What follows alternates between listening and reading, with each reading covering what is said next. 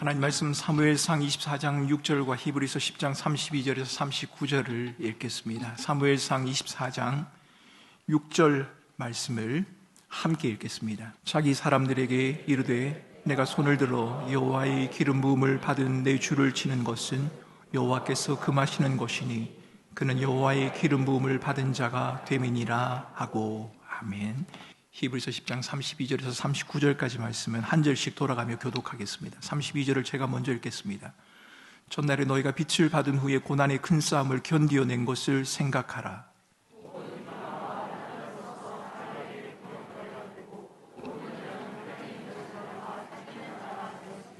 너희가 갇힌 자를 동정하고 너희 소유를 빼앗기는 것도 기쁘게 당한 것은 더 낫고 영구한 소유가 있는 줄 알미라.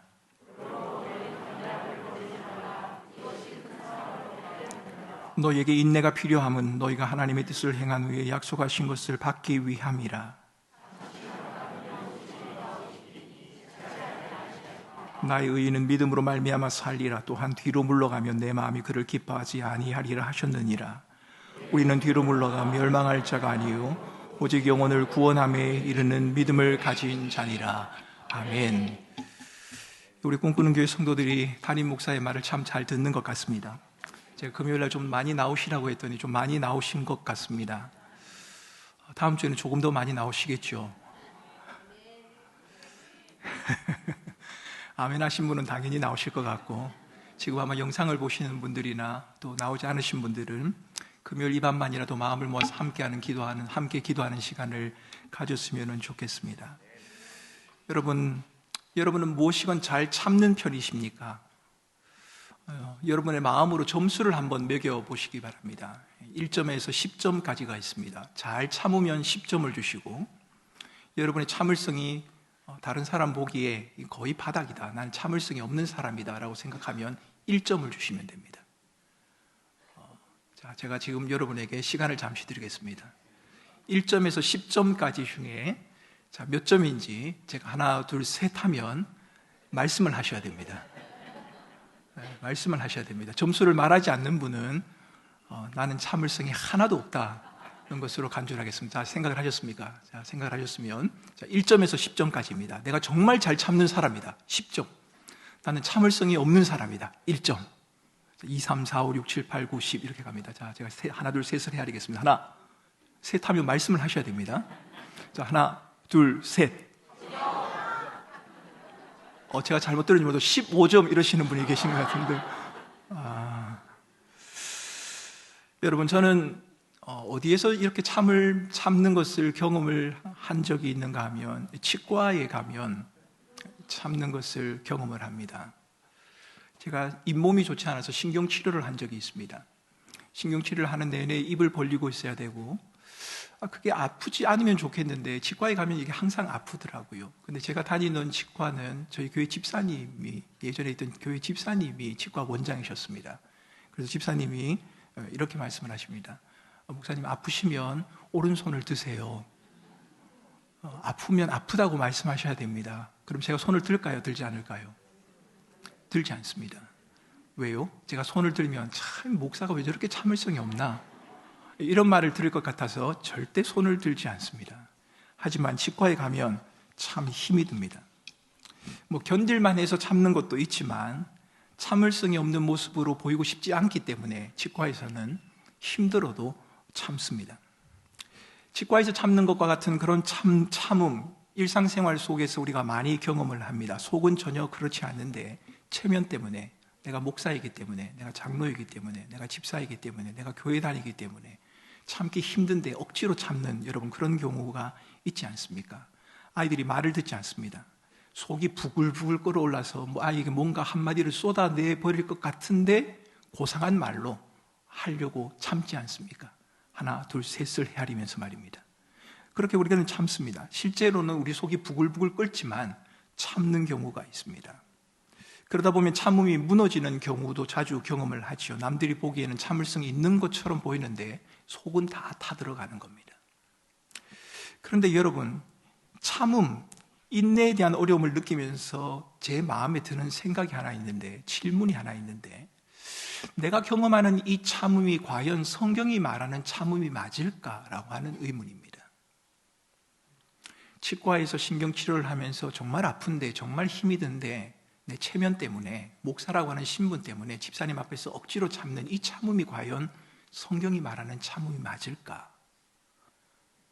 내가 정말 화가 나는데 내가 가진 신분 때문에, 지위 때문에, 부모라고 하는 그 위치 때문에 억지로 참아야 하는 이 참음이 과연 성경이 말하는 참음이 맞을까라고 하는 생각이 든단 말입니다. 만약 성경에서 말하고는 참음, 인내란 것이 그런 것이라면 여러분, 저는 할 수 있을 것 같습니다. 좀 힘들지만 이를 악물고라도 성경이 말하는 그 참음과 인내를 이룰 수 있을 것 같습니다. 그런데 만약 성경이 우리에게 요구하고 있는 참음과 인내가 그런 것이 아니라면, 단순히 견디고 버티는 것 그 이상의 의미를 지니고 있다면 성경이 말하는 참는 것이 뭘까? 인내가 뭘까에 대해서 우리는 다시 한번 생각을 해보아야 합니다. 시험 준비를 앞두고 공부하기 어려운 아이들에게 조금만 참으라고, 이번 시험만 끝나면, 고3만 끝나면 괜찮아질 거라고 우리가 그렇게 말하지 않습니까? 경기를 앞둔 선수들이 연습에 몰두하면서 자신과의 싸움을 할 때도 조금만 참으라고, 경기만 끝나면 메달을 얻게 될 것이다 라고 그렇게 여러분 말하지 않습니까? 여러분, 지난주 제가 부임 설교를 하고 난 다음부터 여러분들 교회 교족부를 살펴보기 시작했습니다. 그리고 여러 교우들의 형편과 상황을 살펴보고 있는 중입니다. 가능하면 오전 시간에는 다른 시간을 가지지 않고 우리 교육자들이, 또 우리 권사님들이 올려놓은 신방 보고서를 읽으면서 교우들이 어떻게 지내나, 어떤 상황에 있는가를 살펴보고, 상황에 따라서는 제가 전화를 하기도 하고 카톡을 보내기도 합니다. 아마 카톡을 받으신 분이 계신지도 모르겠습니다. 그래도 여러분, 카톡을 받으신 분 가운데 조금 의아하게 생각하는 분이 계실 텐데요, 제가 카톡을 보낼 때는 꼭 제 아내와 함께 묶어서 카톡을 보냅니다. 여러분, 그렇게 보내는 이유는 괜한 오해를 받고 싶지 않아서입니다. 뿐만 아니라 기도를 하는 것이, 저도 물론 기도해야 하지만 제 아내도 물론 기도해야 하지 않겠습니까? 그래서 제 아내와 저를 같이 묶어서 카톡을 보냅니다. 그래서 여러분, 카톡을 혹시 받으시면 이게 무슨 카톡이지? 한 사람은 목사님 같은데 한 사람은 도대체 누구지? 이렇게 생각하지 않으셔도 됩니다. 제 아내입니다. 모든 상황에 대해서 제가 카톡이나 전화를 드릴 수는 없을 겁니다. 암이라던가 난치병이라던가 중환자라던가 급히 수술을 해야 된다던가 위급한 일을 당했다던가 이런 경우, 그런 교우들을 중심으로 제가 연락을 드리는 것입니다. 그래서 혹시 여러분들이 나한테는 연락 안 왔는데 목사님이 나한테는 왜 안 하지? 이런 생각하지 마시기 바랍니다. 서운해하지 마시기를 바랍니다. 그리고 혹시 제게 연락을 받으려고 일부러 아픈 척을 한다거나, 일부러 아픈 척 하기는 미안하니까 정말 한번 아파보려고 애를 쓰지 마시기 바랍니다. 여러분, 차라리 제 카톡을 안 받고 건강한 것이 여러분 낫지 않습니까? 제가 연락을 드리지 않더라도, 상황이 중하지 않더라도 신방보고서에 올린 내용들을 살펴보면서 기도하고 있습니다. 물론 제가 한번 본다고 해서 여러분들을 다 기억할 수는 없을 겁니다. 미처 저의 손이 미치지 못하는 곳에는 우리 교육자들이 신방하고 여러분들을 찾아가고 여러분들을 위해서 기도할 것입니다. 완벽하게 여러분들을 목양하고 돌아본다, 저는 그렇게 장담할 수는 없습니다. 제가 600명 돌보던 교회의 목사가 수천 명의 교인들을 돌아본다, 여러분, 제게는 좀 버거운 일입니다. 하지만 최선을 다해서 여러분들을 목양하고 돌보려고 애를 쓰고 있습니다. 그런데 기록된 신방 보고서를 읽으면서 제 마음이 참 무거워지는 것을 느낄 수 있었습니다. 암과 난치병으로 판정을 받은 성도도 있었고, 가정과 사업의 어려운 일로 힘들어하는 성도도 있었습니다. 병원에서는 더 이상 손을 쓸 수 없다라고 하는 절망적인 말을 듣고 어떻게 해야 할 바를 모르는 성도의 이야기도 그 신방 보고서에 담겨져 있었습니다. 그분들의 사연을 읽고 카톡을 보내면서 저는 이렇게 말하고 싶었습니다. 집사님, 권사님, 장로님, 성도님, 조금만 참으세요. 괜찮아질 겁니다. 이번 고비만 한번 넘겨보세요. 아무 일 없을 겁니다. 한 달만, 6개월만, 1년만 한번 기다려보세요. 참아보세요. 인내해보세요. 좋아질 겁니다. 저는 이렇게 카톡을 보내고 싶었습니다. 그런데 그렇게 말할 수 없었습니다. 왜냐하면 참고 기다리고 인내해도 상황이 좋아지지 않는 때가 있지 않습니까? 1년을 기다렸는데, 10년을 기다렸는데, 아니 수십 년을 기도했는데, 한평생을 하나님의 은혜와 도우심을 구하면서 하나님 앞에 나와왔는데 상황이 호전되기는커녕 더 악화되어지는 그런 경우가 있지 않느냐는 겁니다. 참고 기다렸는데 결과가 내가 원하는 바에, 원하고 기대했던 것에 미치지 못할 때도 있고, 전혀 예상치 못한 어처구니 없는 상황이 우리에게 찾아오기도 합니다. 더 이상 참을 필요가 없구나, 더 이상 인내하지 않아도 되겠구나 라고 단념해버리는 그런 경우들도 저와 여러분들에게 있지 않습니까? 만약 우리가 인내하는 것, 참는 것을 우리가 원하는 것을 이루는 조건이나 수단으로 생각하고 있다면, 내가 좀 참으면 이걸 얻을 수 있겠지, 이번만 내가 참으면 좋은 일이 내게 있겠지라고 생각한다면, 오늘 우리가 읽은 히브리서는 우리에게 많은 혼란을 가져다 줄 것입니다. 왜냐하면 히브리서에는 인내했지만, 참았지만, 기다렸지만 기대했던 결과를 누리지 못한 많은 사람들의 기록이 담겨져 있기 때문입니다. 어떤 이는 인내했습니다, 참았습니다, 기다렸습니다. 그런데 모든 것을 다 빼앗기고 말았습니다. 참았습니다. 그런데 비방과 모욕에 노출되기도 했고, 인내했습니다, 기다렸습니다. 그런데 목숨을 잃고 말았습니다. 33절은 이렇게 말합니다. 우리가 읽은 히브리서 말씀에 보면 히브리서 10장 33절에는 이렇게 말합니다. 혹은 비방과 환난으로서 사람에게 구경거리가 되었다. 누가 이렇게 되었을까요? 참은 사람입니다. 참고 기다렸습니다. 하나님이 참으라고 해서 참고 기다렸단 말입니다. 그런데 그 결과가 비방, 환난, 사람들에게 구경거리가 되었습니다. 아직은 끝이 아니라고 조금만 더 인내하면 반전이 있을 것이다, 이렇게 주장하는 분도 계실 겁니다. 그런데 11장 후반부를 읽어보면 전혀 그렇지가 않습니다. 참았는데 조롱과 채찍질을 당하게 되고 목숨을 내놓아야 하는 상황을 당한 많은 사람들의 이야기가 히브리서 11장에 등장하고 있습니다. 불의 세력을 멸하고 칼날을 피하고 죽은 자를 부활로 받는 사람들의 이야기가 있는가 하면, 그와는 반대로 돌로 치임을 받고 톱으로 켜서 죽임을 당하고 시험과 칼에 죽임을 당한 사람들의 이야기도 함께 등장하고 있다는 겁니다. 똑같이 참았습니다. 똑같이 인내했습니다.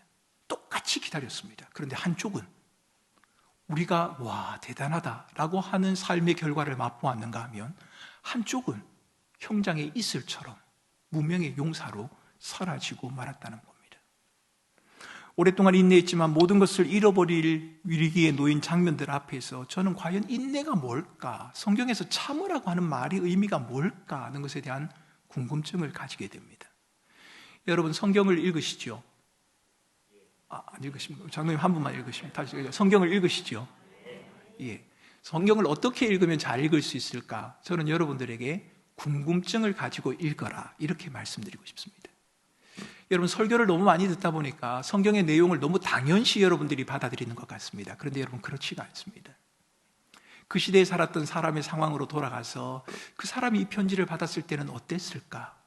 그 시대 상황은 어땠을까? 그 사람은 어떤 마음이었을까? 이 편지를 쓰고 있는 바울의 마음은 어땠을까? 야고보의 마음은, 요한의 마음은 어땠을까? 하는 궁금증을 가지고 여러분 성경을 읽는 것이 중요합니다. 여러분 저는 히브리서의 말씀을 읽으면서 인내가 뭔지 참 궁금합니다. 참는 게 뭘까? 인내가 뭘까? 라는 생각을 가지게 됩니다. 히브리서가 말하고 있는 인내, 참는 것이 무엇인지를 파악하기 위해서는 우리는 본문을 좀 더 자세하게 살펴볼 필요가 있습니다. 히브리서를 좀 더 깊이 읽어볼 필요가 있다는 말입니다. 왜냐하면 성도들에게 인내가 필요하다라고 말하는 이 히브리서의 권면은 그 성도들이 처하고 있는 과거와 현재, 미래의 상황 속에서 벌어지고 있는 것이기 때문입니다. 히브리서 독자들은 지금 고난과 박해를 직면하고 있습니다. 그 고난과 박해 속에서 어떻게 행동하고 어떻게 대처해야만 살아남을 수 있을까 하는 생존의 문제를 두고 고민하고 있는 사람들이 바로 히브리서의 독자들입니다. 실제로 로마 시대 독재자들은 그리스도인들을 고립시키기 위해서 박해를 하기도 하고 감옥에 가두기도 했습니다. 히브리서 기자는 이처럼 험악한 세상을 살아야 하는 그리스도인들을 향해서 인내가 필요하다, 이렇게 말을 합니다. 고난과 박해의 상황, 죽음과 위협의 상황 속에서 너희에게 인내가 필요하다라고 말합니다. 고난 가운데 살아가는 성도들을 격려하고 경고하는 것을 통해서 믿음 안에서 승리하기를 바라는 이 히브리서 기자는 독자들의 시선을 처음 복음을 받고 구원을 경험했던 과거의 현장으로 먼저 돌아가 보자라고 권합니다. 32절입니다.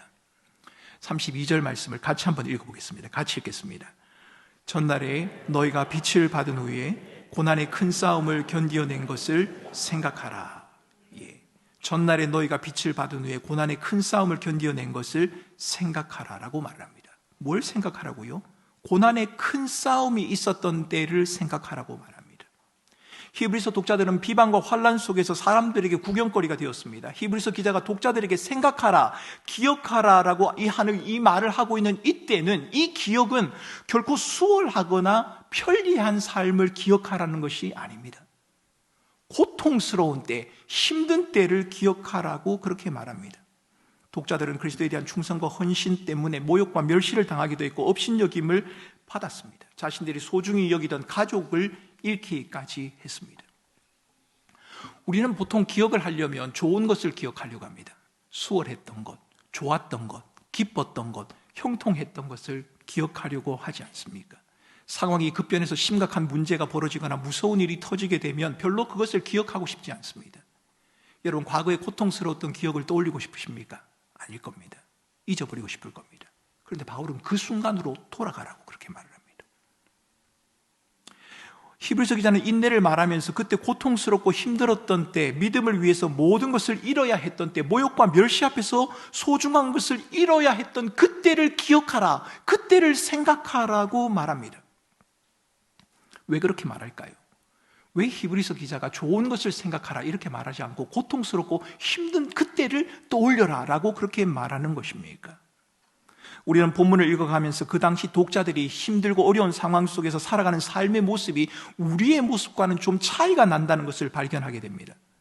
본문 속에서 비방과 환난을 직접 당한 사람들과 함께 성도들이 당하는 고난에 간접적으로 참여하는 사람들이 등장하고 있습니다. 33절 후반부에는 이렇게 기록합니다. 혹은 이런 형편에 있는 자들과 사귀는 자가 되었다는 말입니다. 이런 형편이란 것은 투옥되고 소유를 몰수당하고 환난을 당하는 그런 상황을 말합니다. 그런데 여러분, 힘들고 어려운 상황 중에도 어떤 사람은 믿음으로 환난당하는 자를 돕고 자신의 소유를 기꺼이 나누는 일을 했다는 겁니다. 여러분, 이것이 이해가 되십니까? 고난을 당했습니다. 그런데 이 고난을 당하는 사람이 또 다른 고난을 당하는 사람들을 돕고 위로하고 친구가 되었다는 겁니다. 여러분, 믿음의 선배들이 보여주는 이런 모습 놀랍지 않습니까? 나도 힘든데요, 내 앞가림하기도 힘든데요, 다른 사람을 살핀다고요? 자신에게 닥친 환난을 견디어낸 것만으로도 벅찬데 모진 환난을 겪으면서 고난 중에 있는 다른 지체를 돌보았다? 여러분, 놀랍지 않습니까? 여러분, 이건 정말 기대하기 힘든 일입니다. 이것이 바로 초대교회가 우리 모든 그리스도인들에게 보여주는 분명한 삶의 모습이었습니다. 우리 믿음의 선배들이 그렇게 했다는 겁니다. 그러니까 히브리서 기자가 독자들에게 생각하고 기억하라 라고 하는 그 말은 너희들이 고통스럽고 힘들었던 그 순간을 떠올려라 이 말이 아니라 힘들고 고통스러운 그 순간에 너희 친구가 되어주고 너와 함께 했던, 그래서 너희와 함께 그 고난과 어려움을 극복했던 그 순간을 기억하라고 말하는 것입니다. 여러분, 저는 여러분에게 이렇게 묻고 싶습니다. 여러분이 고난을 당하고 고통스러운 순간을 지나갈 때 여러분과 함께 해주는 친구가 있습니까? 아니, 우리 꿈꾸는 교회는 우리 성도 가운데 누군가가 고통을 당하고 어려움을 당하고 있다면 기꺼이 그들이 친구가 되어줄 만한 마음의 준비가 되어 있습니까? 여러분, 성경은 이것을 인내라고 말합니다. 여러분, 성경이 말하는 인내는 나의 고난을 가지고 참고 견디고 버티는 것을 말하는 것이 아니라 내가 고난과 역경 가운데 있음에도 불구하고 고난과 역경을 당하고 있는 힘든 상황 속에 있는 그 사람의 삶의 현장으로 찾아가 그들과 함께 있어주는, 기꺼이 친구가 되어주는 것을 인내다라고 그렇게 말을 합니다. 성경은 남의 짐을 서로 지라고 우리에게 요구합니다. 고난 가운데서도 하나님의 원하심을 따라 살라고 우리에게 그렇게 말하지 않습니까? 우리는 이렇게 말할 겁니다. 아니요, 목사님, 아니요, 하나님, 내가 당하는 고난이 좀 멈추고 나면 그 다음에 제가 좀 돌보도록 하겠습니다. 그런데 믿음의 선배들은 그렇게 하지 않았다는 겁니다. 히브리서 독자들은 하나님의 명령을 거절하고 싶어서 핑계 삼아서 우리가 자주 말하는 것처럼 우리는 이렇게 자주 말하지요. 우리의 마음은 원이지만 육신이 약합니다. 목사님, 나도 그렇게 하고 싶습니다. 그런데 내가 육신이 참 약합니다. 고난을 당하고 있는 삶의 현장으로 찾아가서 그들의 친구가 되어주라라고 그렇게 말하면 예, 제가 그들을 위해서 기도하겠습니다. 그런데 여러분, 그렇지 않던가요? 목사가 하는 거짓말 가운데 대표적인 거짓말이 뭔지 아십니까? 예, 집사님 기도하겠습니다. 그 말은 뭔가요? 그분의 고난과 삶의 현장 안으로 들어가지 않겠다는 말의 의미가 조금은 포함되어져 있습니다. 그래서 여러분 함부로 내가 기도하겠습니다 이렇게 말하지 않는 것이 좋습니다. 그래서 저도 그런 실수를 하지 않으려고 요즘 제가 핸드폰을 가까이 하지 않는데, 제가 꿈꾸는 교회에 온 다음에는 핸드폰을 잠시도 손에 놓을 수가 없습니다. 제가 꿈꾸는 교회를 오면서 제 후배 목사가 저한테 애플워치를 사줬습니다. 선물로 필요할 겁니다 라고 했는데, 저는 그걸 별로 좋아하지 않습니다. 뭐 그게 왜 그렇게 필요하냐라고 했는데, 제가 아마 내일부터는 차고 있어야 할 것 같습니다. 왜냐하면 오늘 연락을 놓치지 않아야 되고 살펴야 하기 때문입니다. 기도합니다 라는 말이 공수표로 돌아가지 않도록 하기 위해서 메모를 남겨야 하고, 그분의 얼굴을 기억하지 못하지만 그분의 이름만이라도 제가 적어 놓아야 하기 때문에 그런 겁니다. 마음의 원인인데 육신이 약합니다. 여러분, 이게 핑계가 아니던가요? 제가 위해서 기도하겠습니다, 말은 그럴듯한데 실제는 그들의 삶의 현장으로 우리가 나가지 못하는 그런 경우가 있지 않느냐는 겁니다. 여러분, 그런 모습은 우리에게 인내가 부족한 모습이다 라고 해도 틀린 말은 아닙니다. 히브리서 기자가 우리에게 말해주는 인내의 모습, 그것은 기꺼이 남의 고난의 삶의 현장으로 찾아가는 것을 의미합니다. 히브리서 기자가 보여주고 있는 이 모습, 고난당하고 있는 사람의 삶의 현장으로 찾아가는 이 모습은 인내가 무엇인지를 궁금해하는 우리에게 인내가 무엇인지를 알 수 있는 열쇠를 제공해 줍니다. 본문이 인내에 관해서 우리에게 가르쳐주는 교훈은 분명합니다. 내가 지금 힘드니까 남을 돌아볼 여유가 없다고, 내 문제를 해결한 후에 어려움에 처한 다른 지체를 돌보겠다고 말하는 것, 여러분, 이것은 인내의 모습이 아닙니다. 여러분이 여러분들에게 주어진 삶의 상황들을 잘 견디는 사람이라고 해도 다른 사람의 고난과 삶의 어려움의 현장으로 들어갈 만한 애씀과 수고와 결단이 없다면 여러분은 인내하는 사람이 아니라는 겁니다. 인내는 고난 중에 있는 다른 지체들의 친구가 되어주는 것입니다. 그리고 인내는 그들의 고난에 기꺼이 참여하는 것과 관련이 되어 있습니다. 안타까운 것은 오늘날 교회 공동체의 모습이 믿음의 선배들이 보여주고 있는 것과는 달라 보인다는 데 있습니다. 성경은 우리에게 즐거워하는 자들과 함께 즐거워하고 우는 자들과 함께 울라 이렇게 당부하지만, 우리는 남의 즐거움을 비아냥거리고 우는 자를 보면서 내 문제가 아니기 때문에 나는 괜찮다고 우리는 생각을 합니다. 나의 즐거움이 생기게 되면 그것은 은혜의 결과라고 말하고, 남이 즐거움을 가질 만하면 그것은 비위와 부정이라고 그렇게 말하지 않습니까? 나의 슬픔은 억울하고 남의 눈물은 그럴 만한 이유가 있다고 우리는 생각을 합니다. 왜요? 우리에게 인내가 없기 때문입니다. 우리는 흔히 사랑이 없어서 그렇다라고 말합니다. 그건 아닙니다. 요한계시록 기자가 우리에게 말하지 않습니까? 사랑은 하나님이라. 하나님을 아버지로 모신 우리 모두에게는 이 사랑이 부어져 있습니다. 우리에게 사랑이 부족해서가 아니라 남의 고난의 현장으로 기꺼이 나아가려고 하는 인내가 우리에게 부족한 겁니다. 인내라고 하는 이 성품을 우리 개인의 성격으로만, 자질로만 생각하기 때문에 벌어지는 현상입니다. 우리가 고난을 개인적인 문제로 여기며 고난 중에 있는 사람들의 친구가 되어주지 않는다면 고난의 큰 싸움 앞에 무기력하게 넘어지고 말 것입니다. 히브리서 기자는 고난당하는 자들의 친구가 되어주고 그들의 형편을 동정한 것, 다른 말로 말하자면 그들의 고통에 기꺼이 참여한 것을 통해서 고난의 큰 싸움을 견디어낼 수 있었다라고 그렇게 말을 합니다. 여러분, 힘들고 어려운 순간을 어떻게 견디셨나요? 여러분의 인생 가운데, 여러분의 삶 가운데 정말 힘들고 어려운 고난, 역경들이 찾아오면 그것을 어떻게 이겨나갈 수 있을까요? 물론 개인의 의지가 강하면 이길 수도 있을 겁니다. 그런데 여러분, 함께 해주는 사람이 있으면 넉넉히 이길 수 있습니다. 나와 함께 울어주고 나와 함께 웃어주고 나를 위해 기도해주는 그런 분 말입니다.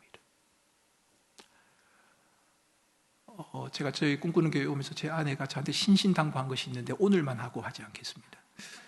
제 아내가 설교 시간에 아내 이야기 하지 말라고 저한테 당부를 했습니다. 오늘 금요 기도회이기 때문에 제가 아내의 양해를 구하고 한 번만 하겠습니다.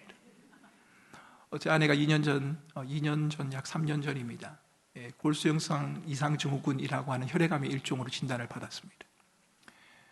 그리고 이 시간을 보내면서 이식을 했고, 이제 5월 달이 되면 이제 2년이 되어 갑니다. 지금은 뭐 약을 복용하지 않고 양호한 상태를, 혈액 수치를 잘 유지하고 있습니다만, 근데 제가 말씀드리는 것은 아내의 병에 대해서 말하려고 하는 것이 아니고요. 아내가 진단을 받은 순간부터 오늘까지, 아니 아마 내일도 그럴 겁니다. 하루도 빠지지 않고 제 아내에게 위로와 격려의 전화를 해주는 권사님이 한 분 계십니다. 하루도 빠지지 않습니다. 놀랍습니다.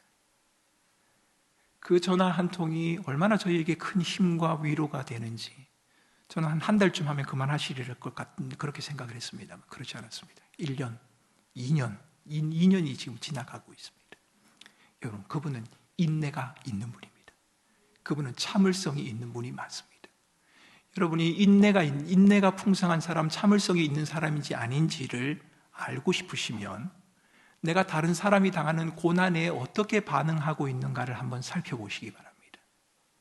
남의 고난에 대해서 별로 관여하고 싶지 않고 참여하고 싶지 않고 그저 내 문제만 가지고 우리가 아둥바둥 살아간다면 우리는 인내하는 사람이 아닙니다. 그리스도로 말미암아 생명의 빛을 받은 우리들, 성령의 조명하심을 따라가는 성도들은 함께 고난을 나누어야 하고 서로의 고난에 참여해야 하고 함께 고난의 큰 싸움을 감당해야 합니다. 우리 히브리서 기자가 그렇게 말하지 않습니까? 고난당하는 자가 또 다른 고난을 당하는 자의 그 고난에 참여하는 것을 통해서 고난의 큰 싸움을 겪어내고 이겨냈다. 그 순간을 기억하라. 이렇게 말하는 겁니다. 여러분, 고난 중에 있는 자들의 친구가 되어주십시오. 서로에게 관심을 기울이고 서로의 삶을 느끼고 아픔을 함께하는 자리에 기꺼이 서 주시기 바랍니다. 왜냐하면 그것이 바로 인내의 첫걸음이 되기 때문입니다. 우리 아이들에게도 고난과 인내를 가르치고 싶으시면, 우리 자녀들에게 참는 것을 가르쳐주고 싶으시면, 자, 지금부터 참아 이렇게 말하지 말고 다른 사람들의 삶에 기꺼이 들어가서 그들을 돕고 섬기는 훈련을 하게 하십시오. 그러면 우리 아이들이 인내하는 아이가 될 것입니다. 저는 인내를 이렇게 정의하고 싶습니다. 저를 따라서 한번 읽어주시겠습니까? 인내는 다른 지체들의 고난에 함께할 수 있는 능력이다. 이게 인내입니다. 여러분, 다른 사람들과 관계를 해보신 분들은 아실 겁니다. 다른 사람들과 관계를 해보신 분들은 아니요, 뭐 다른 사람 굳이 말할 것 없을 겁니다. 여러분, 결혼해서 사시는 분들은 아마 다 느끼실 것 아닙니다. 내가 왜 이 사람을 데리고 살지? 여러분, 이런 생각 해보지 않으셨죠? 저는 절대 그런 생각 해본 적 없습니다. 여러분, 그런 생각 해본 적 없으십니까? 인내가 필요하잖아요. 그 사람을 위해서 참아야 하고 말아야 하고 포기해야 하고 양보해야 하고. 여러분, 이게 인내지 않습니까? 왜 그 수고를 하나요? 그 사람의 삶에 내가 들어갔기 때문입니다. 인내를 배우고 싶다면 고난을 당하고 있는 힘들어하는 사이의 삶 가운데 들어가서 그의 친구가 되어 주시기를 바랍니다. 여러분들이 당한 고난의 문제를 위해서 기도할 때 여러분처럼 고난의 숲을 걷고 있는 또 다른 사람이 있다는 것을 알고 여러분 기도해 주시기 바랍니다. 모를 수도 있습니다. 얼굴을 모를 수도 있고요. 그분이 어떤 상황을 겪고 있는지도 모를 겁니다. 하지만 제가 믿기로는 꿈꾸는 교회의 수천 성도들 가운데는 말하지 못할 고통과 아픔으로 하루하루를 힘겹게 살아가는 사람들이 많이 있을 겁니다. 그래서 여러분, 그들이 누군지 모르지만 여러분들이 여러분들의 삶의 문제를 가지고 기도할 때 하나님, 내가 겪고 있는 이 인생의 문제보다도 더 크고 더 힘든 순간을 겪고 있는 교우들이 있을 텐데 하나님, 그 교우에게도 하나님 긍휼을 더하시고 힘을 주시고 자비를 더하시고 기회가 된다면 기꺼이 내가 손을 벌려 그들의 삶 가운데로 들어갈 수 있도록 하나님 나를 인도해 주시옵소서. 여러분, 이렇게 기도해야 하지 않겠습니까?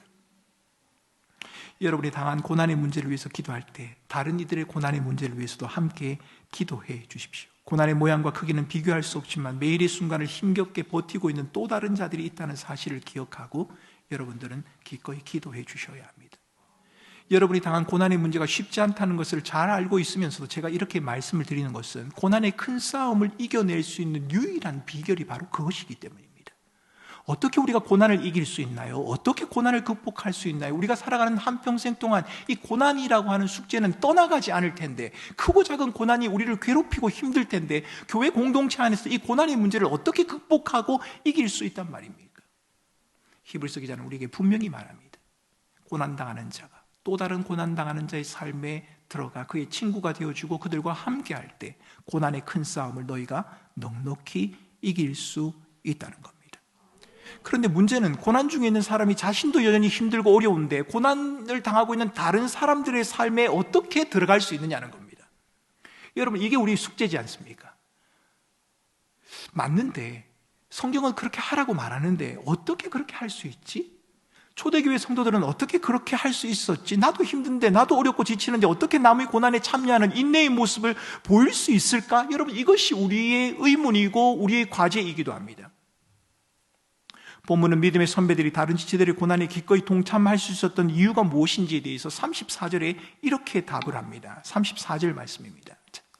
같이 읽겠습니다. 너희가 갇힌 자를 동정하고 너희 소유를 빼앗기는 것도 기쁘게 당한 것은 더 낫고 영구한 소유가 있는 줄 알미라. 아멘. 여러분, 히브리서 기자는 어떻게 초대교회의 성도들이 자기가 고난을 당하고 있으면서도 자신의 고난에만 머물지 않고 고난당하는 다른 사람들의 삶에 들어갈 수 있었느냐, 그 이유가 무엇인지를 34절에서 이렇게 말합니다. 더 낫고 영구한 소유가 있었기 때문이다. 더 낫고 영구한 소유, 이것을 좀 다른 말로 표현해 보면 후반절에는 더 좋고 영원한 것이 있다라고 그렇게 말을 합니다. 더 좋은 것, 더 영원한 것, 영원한 것이 우리에게 있다. 여러분, 이것은 현재에 속한 것이 아닙니다. 미래에 속한 것이기 때문에 우리의 믿음으로만 바라볼 수 있는 것입니다. 바울은 로마서 8장 18절 말씀에서 생각하건대 현재의 고난은 장차 우리에게 나타날 영광과 비교할 수 없도다라고 말합니다. 눈에 보이지 않지만 우리에게 주어져 있는 기업이 있습니다. 하나님의 상이 있습니다. 하나님이 주시는 소망이 있습니다.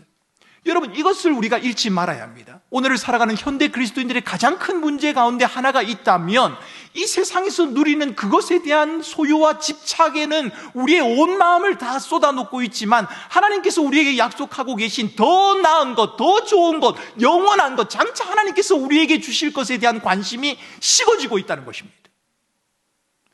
예수를 믿으면 지금의 문제가 해결되는 것이 더 중요하고, 예수를 믿으면 내가 당하는 고난의 문제가 지금 내가 살아가는 세상에서 온전하게 해결되어지고 더 풍성하게 누리는 것이 가장 중요하다고 생각할 뿐, 하나님께서 우리에게 말씀하고 계신 더 좋은 것, 더 나은 것, 영원한 것, 그것이 무엇일까? 그것을 향하여 바라보고 소망하고 살아가는 삶이 우리에게 부족하다는 것. 여러분, 이것이 바로 오늘 살아가는 그리스도인들의 문제가 아니겠습니까? 안타깝게도 우리는 우리에게 주어진 현실이, 저와 여러분들이 살아가는 오늘이 하나님의 손에 있다는 사실을 잊어버리기도 합니다. 심지어는 하나님이 말씀하고 계시는 더 좋은 것, 영원한 것조차도 현실 가운데서, 우리가 살아가는 삶 가운데서 누려야 하는 것이라고 생각합니다. 그래서 시험에 합격하기만 하면, 이 고난만 버티기만 하면, 아니 이 고난이 사라지기만 하면, 앞으로 내가 좀 경제가 풀려지기만 하면, 부자가 되기만 하면, 이 문제가 고쳐지기만 하면 괜찮을 것이다 라고 생각하고 이를 악물고 참으며 살아간다는 겁니다. 여러분, 저는 우리 성도들이 다 부자가 되었으면 좋겠습니다. 삶의 모든 문제가 다 풀렸으면 좋겠습니다. 여러분들이 가지고 있는 인생의 고난의 문제들도 다 해결책이 있었으면 좋겠습니다. 육신의 질고와 질병도 다 나음을 입었으면 좋겠습니다. 그런데 여러분, 저는 그렇게 말할 수 없습니다. 여러분, 제가 창원에서 섬겼던 교회에서 아내가 진단을 받을 때쯤, 버금 가는 그 시점에, 비슷한 시점에 폐암을 받은, 폐암 선고를 받은 권사님이 계셨습니다. 온 교회가 함께 기도했습니다. 그런데 권사님은 돌아가셨습니다. 정말 많이 기도했습니다. 온 교회가 눈물을 흘리며 살려달라고 기도했습니다. 그런데 그게 아니더란 말입니다. 우리가 살아가는 현실의 삶 가운데서 누리는 것이 더 좋은 것이다, 더 나은 것이다, 영원한 것이다, 여러분, 그렇게 말할 수 있습니까? 우리는 그렇게 말할 수 없습니다. 어떤 분은 기도해서 하나님의 은혜와 도우심으로 인생의 문제가 풀려지는 분도 계시겠지만, 어떤 분은 안타깝게도 한평생 그 문제를 안고 살아야 하는 분들도 계실 겁니다. 그럼에도 불구하고 그 문제가 풀려지든 풀리지 않던 간에 우리가 인내로 믿음의 경주를 끝까지 할 수 있는 이유가 있다면, 오늘 본문이 말하는 것처럼 더 나은 것, 더 좋은 것, 하나님의 약속이 우리에게 있기 때문입니다. 우리가 소유하고 누리며 성취하는 그것이 무엇이든 간에, 얼마를 가지고 어느 자리에 이르건 모든 것은 영원하지가 않습니다. 여러분, 그 자체가 인생의 목표가 될 수는 없습니다. 여러분, 제가 말씀드린 것을 오해하지 마시기 바랍니다. 성도들은 부자가 되기 위해서 기도할 수 있습니다. 출세를 위해 기도할 수 있습니다. 자녀가 좀 더 좋은 학교를 가기 위해 기도할 수 있습니다. 괜찮습니다. 그러나 그것이 우리 인생의 목표가 될 수는 없습니다. 그것이 우리의 인생을 좌우할 수는 없다는 겁니다.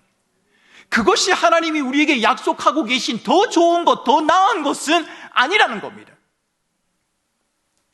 우리의 인생의 최종적인 목표는 더 낫고 영구한 소유, 하나님께서 주시는 그 영원한 약속, 그것이어야 합니다. 현실의 누림과 비교에 익숙한 삶을 살아가는 저와 여러분들은 하나님이 약속하신 더 낫고 영구한 소유조차도 우리가 익숙한 방식대로 자꾸만 해석을 하려고 합니다. 더 좋은 것 뭘까?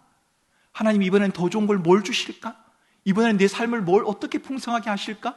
내 자녀를 어떻게 하나님이 잘되게 하실까? 이렇게만 생각한단 말입니다.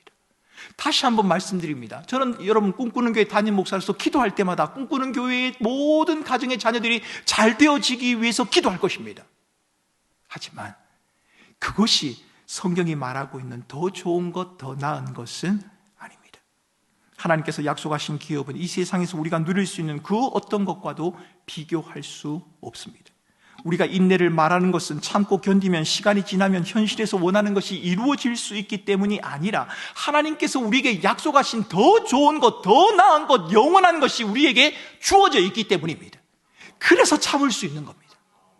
그래서 견딜 수 있는 거란 말입니다. 오랜 시간 참고 기다렸는데도 아무런 변화가 없어서 낙심하고 절망하는 상황에서도 우리가 인내를 말할 수 있습니다. 그 이유는 그 세상의 무엇과도 비교할 수 없는 하나님의 기업, 하나님의 약속이 우리에게 주어져 있기 때문입니다.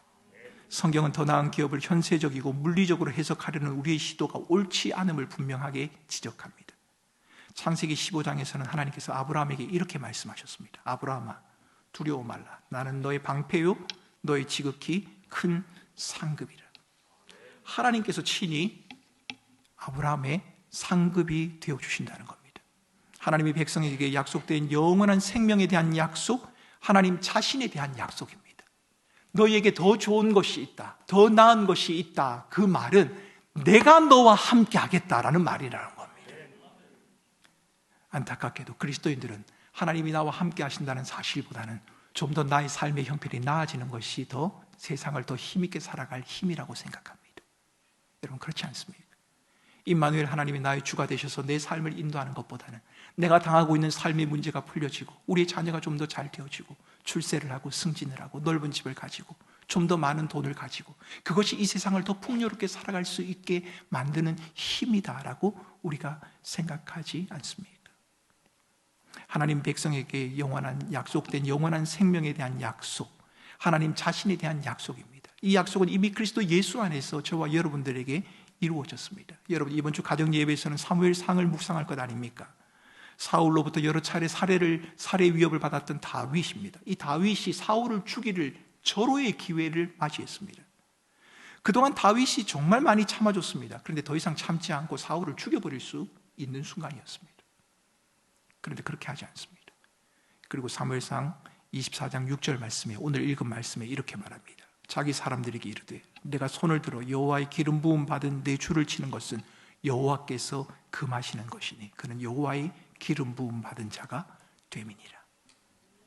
여러분 이 말의 의미가 무엇입니까? 다윗의 관심은 사울에게 복수하는 것에 있지 않다는 겁니다. 사울의 관심은, 다윗의 관심은 내가 이제 왕위에 올라야겠다, 왕위를 차지하는 것에 있는 것이 아니란 겁니다. 그렇다면 다윗의 관심은 어디에 있습니까? 다윗의 관심은 오직 여호와 하나님 그분에게 있습니다. 여호와 하나님 그분에게 말입니다. 사울을 왕으로 세우신 이도 여호와시오 패하시는 이도 다윗을 왕으로 세워주실 이도 여호와 하나님이라는 사실, 이 사실을 다윗은 알고 있었습니다. 그래서 다윗은 함부로 행동하지 않았고 하나님을 신뢰하는 자리에 서 있게 되었다는 겁니다. 다윗이 왜 이렇게 했습니까? 여호와 하나님이 왕의 왕이 되신다는 사실을 알았기 때문입니다. 여호와 하나님께서 우리의 기업이 되신다는 것을 알았기 때문입니다. 여러분 힘들고 어려운 세상을 우리가 어떻게 인내하며 살아갈 수 있습니까? 우리의 인내심이 강하기 때문에요? 우리의 삶의 형편이 좀 나아지기 때문에요? 한계가 있을 겁니다. 그러나 하나님이 우리의 기업이 되시고 우리의 왕이 되시고 우리의 영원한 주가 되셔서 우리와 동행하신다는 그 사실을 붙든다면 여러분 우리가 당한 힘들고 어려운 그 순간을 넉넉히 이겨나갈 수 있을 겁니다. 사랑하는 성도 여러분, 여러분 가운데 고난의 시간이 너무 오래여서 지금 겪고 있는 삶의 문제가 너무 버거워서 더 참을 수도 견딜 수도 없는 한계의 상황에 와 계신 분이 계십니다. 그런 분에게 저는 로마서 8장 35절의 말씀을 들려드리고 싶습니다. 누가 우리를 그리스도의 사랑에서 끊으리요? 환난이나 공고나 박해나 기근이나 적신이나 위험이나 칼이랴. 내가 확신하노니 사망이나 생명이나 천사들이나 현재일이나 장래일이나 능력이나 높음이나 깊음이나 다른 어떤 피조물이라 하더라도 우리를 우리 주 그리스도 예수 안에 있는 하나님의 사랑에서 끊어놓을 수 없느니라. 그래서 참는 겁니다. 그래서 힘들어도 살아갈 수 있는 겁니다. 내가 당하고 있는 이 고난보다도 나를 위하시는 하나님의 사랑이 더 크기 때문에 여러분, 그래서 참을 수 있는 겁니다. 여러분이 느끼는 한계와 절망이 삶의 힘듦과 어려움이 여러분을 하여금 더 이상 견딜 수 없도록 만들고 버틸 수 없을 것 같은 상황으로 몰아간다고 할지라도, 그 절망의 깊이와 크기가 감당할 수 없을 정도라고 하더라도 여러분 잊지 말아야 할 것은 우리의 기업 되신 하나님, 하나님의 크고 위대하신 사랑은 여전히 저와 여러분에게 유효하다는 겁니다. 여러분, 고난당하는 분들의 특징이 있습니다. 힘들고 어려운 일들을 당하면 이렇게 보통 말을 합니다. 목사님, 하나님이 나를 사랑하지 않나 봐요. 내가 이렇게 어려운 일을 당하는 거 보면 하나님이 나를 사랑하지 않나 봐요. 내가 뭔가 잘못했나 봐요. 특히 자녀의 문제를 겪게 되면 부모님들은 다 그렇게 말합니다. 제가 뭘 잘못해서 그런가 봐요. 그렇지 않습니다. 혹 우리가 잘못한 것이 있으면 주 앞에 회개하면 되지요. 주께서 우리에게 회개의 길을 열어주사 회개하는 자들을 올바른 길로 인도하시겠다 주님이 말씀하시지 않습니까? 사랑하는 성도 여러분, 여러분을 자책하지 마시기 바랍니다. 여러분 때문이 아닐 겁니다. 아니요, 여러분이 당하는 고난과 어려움, 그 핍박, 그러한 상황 가운데서도 하나님의 사랑은 여전히 유효하다는 사실, 여러분 이것을 잊지 마셔야 합니다. 그래서 여러분, 저는 인내를 두 번째로 이렇게 정의하고 싶습니다. 저를 따라서 하겠습니다. 인내는 여호와 하나님을 신뢰하며 자신에게 주어진 자리에서 하나님께서 요구하시는 일을 기꺼이 감당하는 것이다. 여러분, 인내한다는 것은 하나님을 신뢰한다는 것과 뗄래야 뗄 수가 없습니다. 인내한다는 것은 여러분에게 주어진 자리에서 하나님이 요구하시는 것을 행하는 것, 여러분 그것이 바로 인내입니다. 여러분, 다윗이 그렇게 하지 않습니까? 만약 다윗이 자신의 인내의 한계를 가지고 반응을 했다면 아마 사울을 죽였을 겁니다. 그런데 그렇게 하지 않습니다. 히브리서의 독자들이 고난 중에도 하나님께서 약속하신 더 나은 상급을 바라보며 고난당하는 다른 지체들의 친구가 되어준 것, 사울에게 안가품할 수 있는 절호의 기회가 주어졌지만 다윗이 그 기회를 포기하고 칼날을 거둔 채 여호와 하나님을 고백하고 있는 것, 여러분 이 모든 것은 여호와 하나님을 신뢰하는 믿음의 표현입니다. 자신에게 주어진 자리에서 하나님의 요구하신 일을 기꺼이 감당하는 이 모습, 여러분 이것이 바로 인내입니다. 그래서 여러분의 자녀들에게 인내를 가르치실 때 무조건 참아, 너 예수 믿으니까 무조건 참아, 여러분 그게 아닙니다. 한계가 있을 겁니다. 하나님을 신뢰하자. 하나님이 우리와 함께 하시고 하나님이 우리에게 요구하시는 그 일을 끝까지 해보자, 이렇게 말해야 할 겁니다. 육체적인 질병과 고통 때문에 아무것도 할 수 없다는 절망 속에 계신 성도분들이 계십니까? 하나님을 신뢰함으로 주어진 자리에서 뭔가를 하는 것이, 하나님의 요구를 하는 것이 인내다라고 그렇게 말씀을 드렸는데, 여러분 가운데는 목사님 저는 아무것도 할 수 없습니다. 육체적인 질병 때문에, 고통 때문에 아무것도 할 수 없습니다. 제가 우리 신방하시는 우리 권사님들에게 저희 꿈꾸는 교회의 교우들 가운데 중병이 들어서 또 오랫동안 질병 때문에 교회를 전혀 출입하지 못하는 분들의 명단을 뽑아달라고 했습니다. 왜냐하면 다음 주부터 제가 그분들을 먼저 신방을 해야 할 것 같았기 때문입니다. 새로운 목사가 왔다는 소식은 들었는데 얼마나 궁금하시겠습니까? 그분들을 먼저 찾고 싶어서 그분들의 명단을 받았습니다. 그분들은 아마 그렇게 생각할 겁니다. 목사님 저는 아무것도 할 수 없습니다. 하루 종일 누워 있어야 합니다. 그저 주는 밥을 먹고 주님 부르실 그날만 제가 기다리고 있습니다. 여러분 이렇게 말할 수 있지 않습니까? 그런데 여러분, 그런 분들에게도 이렇게 말씀드리고 싶습니다. 여러분들이 병상에서 내게는 하나님밖에 없다고, 하나님만이 내 삶의 주인이며 인도자라는 외마디 외침을 내뱉을 수 있다면, 아니 그 외침조차도 할 수 없어서 그저 속으로 되새겨야만 한다면, 여러분 그것은 인내가 맞다고 말입니다. 왜냐하면 그것이 하나님께서 요구하시는 것이기 때문입니다. 거기에는 하나님에 대한 신뢰가 담겨 있기 때문입니다. 여러분, 하나님을 위해 너무 거대한 일을 하려고 하지 마시기 바랍니다. 여러분의 자녀로 하여금 크고 위대한 일을 해야 하나님에게 영광이 된다, 여러분 그렇게 말씀하지 마시기 바랍니다. 여러분, 저도 그런 적이 있습니다. 저희 아들이 이제는 대학생입니다만 예전에 초등학교 때 어떤 직업을 말했습니다. 아빠, 제가 이것 하고 싶어요. 그러면 제가 어떻게 말해야 할까요? 제가 목사니까요. 그래, 주찬아, 네가 그렇게 하려고 하는구나. 하나님 앞에 기도하고 한번 열심히 해보자, 이렇게 해야 맞지 않겠습니까? 근데 제가 그렇게 하지 않았습니다. 그래, 그것도 참 좋긴 한데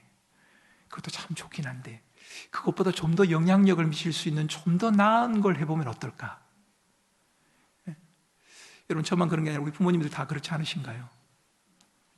그러나 여러분, 위대하고 큰 일을 통해서 행하는 것이 하나님이 요구하시는 일이 아닙니다. 하나님을 신뢰하며 우리에게 주어진 자리에서 하나님이 요구하시는 그 믿음을 향해서 하나님이 요구하는 바를 이루기 위해서 한 걸음 한 걸음 나아간다면 그것이 바로 하나님이 기뻐하시는 일이란 겁니다. 여러분, 36절을 같이 함께 읽겠습니다. 같이 읽겠습니다. 36절입니다. 너희에게 인내가 필요함은 너희가 하나님의 뜻을 행한 후에 약속하신 것을 받기 위함이라. 인내는 하나님의 뜻을 행하는 것과 뗄래야 뗄 수가 없습니다.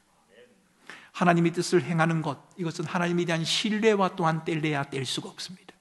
인내하고 싶으십니까? 하나님을 신뢰해야 합니다. 인내하고 싶으십니까? 하나님의 뜻을 행해야 합니다. 본문에 따르면 인내는 그저 단순히 참고 견디는 상태도 아니고 조금만 참으면 괜찮아질 것이라고는 막연한 기대도 아닙니다. 인내는 하나님의 백성이 하나님의 말씀 안에 머물면서 하나님의 뜻을 행하는 삶의 방식입니다. 여러분의 자녀 가운데, 아니 우리 성도들 가운데 이렇게 성격이 좀 급하신 분이 있지 않습니까? 그래서 참을성이 없어가지고 내가 믿음이 없어서 그런가 보다. 여러분, 그렇지 않습니다. 하나님이 그렇게 만드셨습니다. 베드로가 그렇지 않았습니까? 베드로는 믿음이 없어 그런 게 아닙니다. 기질적으로 성격이 급한 분입니다.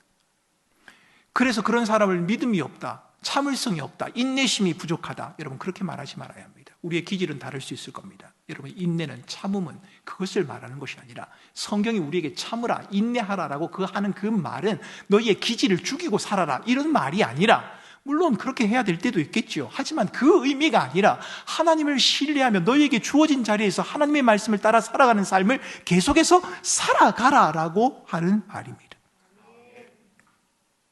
하나님의 말씀 안에 거하며 하나님의 뜻을 살고자 하는 열망과 실천이 없다면 여러분은 인내하는 자가 아닙니다. 아무리 온유해 보이는 사람이라고 할지라도 하나님의 뜻을 행하기를 기뻐하지 않는다면, 하나님의 뜻 안에 머물기를 기뻐하지 않는다면 그 사람은 인내하는 자가 아니라는 겁니다. 오늘 새벽 제 동기 목사 한 명이 제게 보낸 카톡의 내용이 이렇습니다. 정말 잘 살고 싶다면 사는 데를 바꾸거나 하는 일을 바꾸어 보는 게 아니라 말씀과 함께하는 삶으로 바꾸어야 합니다. 아주 적절한 표현입니다. 고난 중에, 어려움 중에 있는 사람들은 우리는 많은 시도를 하려고 합니다. 사는 곳을 한번 바꾸어 보면 이 문제가 풀려질까? 하던 일을 멈추어 보면 다른 사람을 만나면 괜찮아질까? 환경과 상황을 변화를 시키면 괜찮아질까? 평소 가까이 했던 사람이 아닌 다른 사람을 만나면 이 문제가 좀 나아질까? 우리는 변화를 모색하지 않습니까? 이를 악물고 참으면서 견디고 그렇게 살아갈 수도 있을 겁니다. 조금만 지나면 괜찮아질 것이다, 이런 막연한 기대감을 가지고 살아갈 수도 있을 겁니다. 하지만 여러분, 우리에게 필요한 것은 환경의 변화도 아니고 상황의 변화도 아니라 우리의 삶의 방식이 변하는 겁니다. 어떻게 해요? 하나님의 말씀 안에서 하나님의 뜻을 행하며 하나님과 함께 살아가는 것을 통해서 말입니다. 그저 이를 악물고 참는 것이 인내라면 힘은 들겠지만 저는 잘할 자신이 있습니다. 제가 어릴 때, 요즘은 체벌을 하는 부모님이 안 계시겠습니다만 저희 어머님이 소천하셨습니다만, 제가 초등학교 시절에 저희 어머님에게 아주 호되게 회초리를 맞은 적이 있습니다. 저희 집에는 종아리를 때리기 위해서 회초리를 이만큼 모아둔 게 있었는데 그 회초리가 다 부러졌습니다. 그런데 여러분, 제가 얼마나 독한 남자인지 그 모든 회초리가 다 부러지는 순간까지 저희 어머니에게 잘못했다는 말을 하지 않았습니다. 이를 악물고 참았습니다. 종아리에 피가 철철 흐르는데도 한마디도 말하지 않고 그냥 이를 악물고 참았습니다. 제가 좀 독한 사람입니다. 여러분, 이게 참는 거라면 저는 자신 있습니다. 그게 성경이 말하는 인내라면 여러분, 저는 순위에 들 자신이 있습니다. 그런데 여러분, 성경이 말하는 인내는 그게 아닙니다. 내 마음에 찾아오는 원망과 불평, 안갚음하고 싶은 마음을 당연한 것으로 여기면서도 아닌 척하는 것, 여러분, 그것도 인내가 아닙니다. 히브리서 기자가 우리에게 말하는 인내는 하나님에 대한 믿음의 표현입니다. 이 땅 가운데 살아가는 성도들의 삶의 방식입니다. 그러니까 우리에게 필요한 인내, 우리 자녀들에게 가르쳐야 할 인내는 어떤 상황에서도 요동하지 않고 태연할 수 있는, 아무렇지도 않게 지낼 수 있는 그런 내공이 아니라 어떤 상황에서도 하나님을 신뢰함으로 하나님의 말씀을 청종하고 그 말씀을 따라 살아가려고 하는 삶의 방식입니다. 여러분 자녀들의 기질과 성품을 바꾸려고 애를 쓰지 마시고, 여러분의 자녀들에게 하나님의 말씀을 붙들고 살라고, 어떤 상황과 환경에서도 하나님을 신뢰하며 살라고 가르치셔야 합니다. 그게 인내이기 때문입니다. 잘 참는 사람, 인내하는 사람은 아무 일도 없는 것처럼 이를 악물고서라도 참고 견디는 사람이 아니라, 때론 넘어지기도 하고 때론 좌절하기도 하지만 더 이상 견딜 수 없는 한계 상황 속에서 탄식하며 울부짖기도 하지만, 그런 중에도 하나님이 아니면, 하나님의 말씀이 아니면 내가 아무것도 할 수 없습니다라고 고백하는 사람, 여러분, 이런 사람이 인내하는 사람입니다. 그리고 그 고백과 함께 하나님이 약속하신 더 낫고 영원한 기업, 이 세상에서 우리가 누릴 현세에서의 풍족함이 아니라 하나님이 장차 우리에게 주시겠다고 약속하신 더 나은 것, 더 좋은 것을 향하여 꿋꿋이 믿음으로 살아가는 그 사람, 여러분, 그 사람이 바로 인내의 사람이 맞습니다. 사랑하는 성도 여러분, 살아가는 동안 겪는 고난과 시험 불가피할 겁니다. 하나님이 의도하신 것은 아니지만 죄로 인해 타락한 세상 속에서 슬픔과 이별을 경험할 것이고, 우리는 고통을 피할 수 없을 것입니다. 고난의 큰 싸움으로 인해서 치러야 할 대가가 너무 클런지도 모르겠습니다. 원하기는, 저는 우리 꿈꾸는 교회 성도들 가운데는 이런 큰 고난, 감당할 수 없는 이 고난을 당하는 분들이 없었으면 좋겠습니다. 그런데 보장할 수는 없습니다. 누가 그 자리에 설런지 우리는 아무도 알 수 없습니다.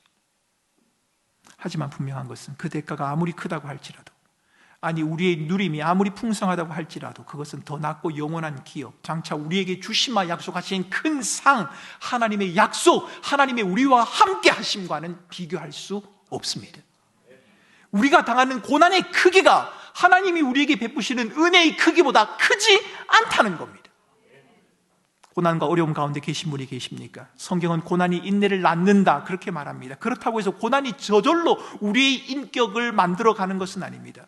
여러분, 고난을 당하면서 세상을 바라보는 눈이 삐뚤어지는 사람도 있지 않습니까? 원망과 불평에 사로잡혀서 피폐함에 이르는 그런 사람들도 있지 않습니까? 그래서 여러분, 저는 이렇게 말씀드리고 싶습니다. 너무 버티고 이기려고 애쓰지 마십시오. 여러분에게 고난이 찾아오면, 여러분에게 힘든 일이 있으면 이걸 내가 이겨야만 한다, 버텨야만 한다, 너무 그러지 마시기 바랍니다. 너무 버티고 이기려고 애쓰지 말고 힘들고 어려울 때 눈을 들어 하나님을 더 깊이 묵상하시기 바랍니다. 우리의 기업이 되시는 하나님, 그 무엇도 끊어놓을 수 없는 사랑을 베푸신 하나님, 그 하나님을 바라보면서 오늘을, 그리고 주어진 순간순간을 여러분 믿음으로 살아가시기 바랍니다. 고난과 어려움으로부터 좀 자유로운 분이 계십니까? 우리 집은 뭐 별로 그런 일 없습니다. 목사님 다 평안합니다. 여러분의 마음을 고난당하는 자들에게 두시기 바랍니다. 그리고 그들과 함께 울고 웃는 일에 여러분 자신을 기꺼이 들이시기를 바랍니다. 그 일로 말미암아 여러분들은 인내를 배우게 될 것입니다. 그리고 큰 고난의 싸움에서 승리를 경험하게 될 것입니다. 사랑하는 성도 여러분, 인내는 이를 악물고 참고 견디는 것이 아닙니다. 인내는 고난당하는 또 다른 형제의 삶에 참여하는 것입니다. 인내는 하나님을 신뢰함으로 내게 주어진 자리에서 하나님의 말씀의 요구를 따라 한 걸음 한 걸음 살아나가는 것, 여러분, 이것이 바로 성경이 우리에게 가르쳐주는 인내입니다. 이 인내를 온전히 이루어내는 우리 사랑하는 꿈꾸는 교회 모든 성도들이 되시기를 주님의 이름으로 축원합니다.